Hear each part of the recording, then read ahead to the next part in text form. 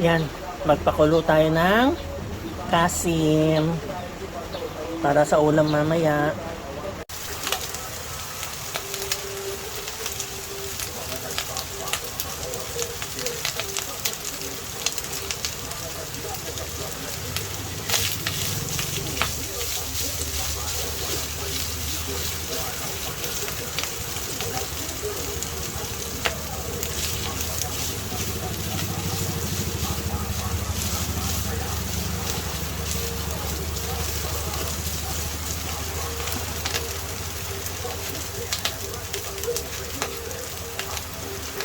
Lagyan na natin ating tokwa natin.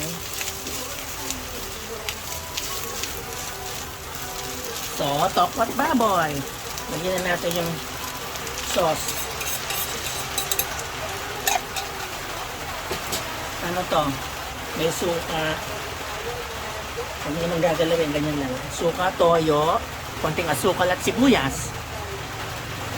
Ibayaan ko natin mag-evaporate ng suka, ano? Pag nag-evaporate ng suka, haluin mo lang natin.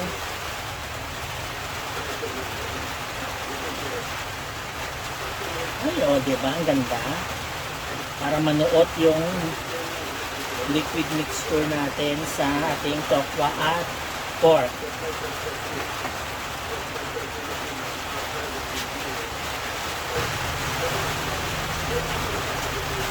Konting simmer lang yan. Okay na, no? Ayan. Yan sarap. Hey. Ayan tayo mga gigit, tokwa't baboy.